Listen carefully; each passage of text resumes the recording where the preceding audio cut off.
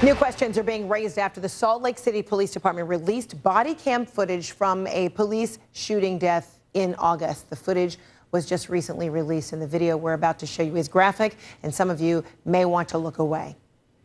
So it comes from 3 different body cameras. You see Patrick Harmon after he had been detained by police while riding his bicycle. Harmon runs, and then you see the officer Clinton Fox firing his weapon. The Salt Lake City Police Department declined to comment. They say the officer is still on modified duty until an internal investigation is completed. Polo Sandoval joining me now from New York. So, Polo, can you walk us through what was seen in that video?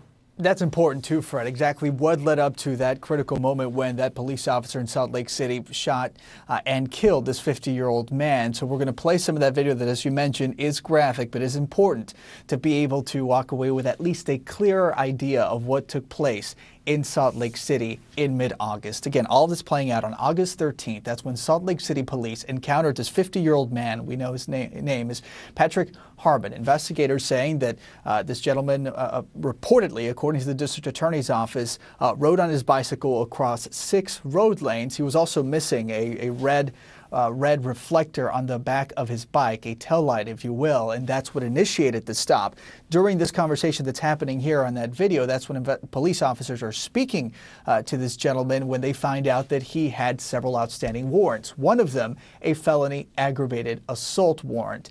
They begin with the arrest process, and that's when Mr. Harmon, as you're about to see here, turns around and begins to run away from officers. And that is when one officer fires his taser, and a second officer that you mentioned, Officer Clinton Fox, fires his pistol, shooting 3 times.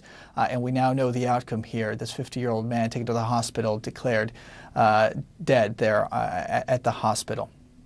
So the prosecutor declined to press charges in this case. Was there any explanation? And what is the procedure when there's a taser involved and then it's followed by real gunfire?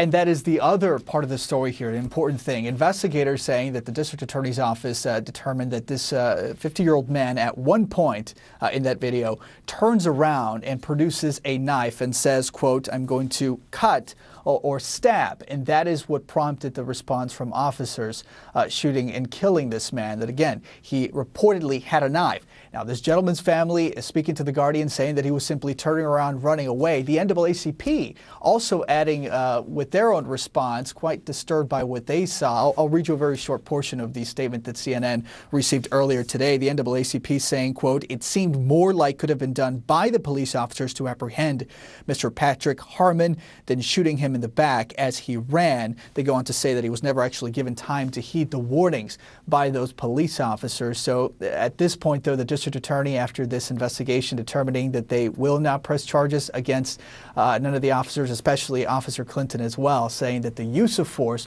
was justified, but it is nonetheless prompting some serious questions, concern, and some outrage by some local activists. All right, Polo Sandoval in New York, thanks so much.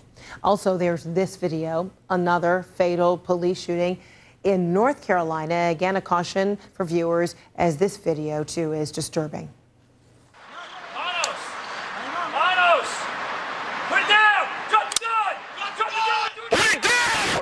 So it appears in that video that the man was shot as he had his hands up. The officer yelled for him to drop his gun. It's not clear from the videos whether the man was indeed holding a gun.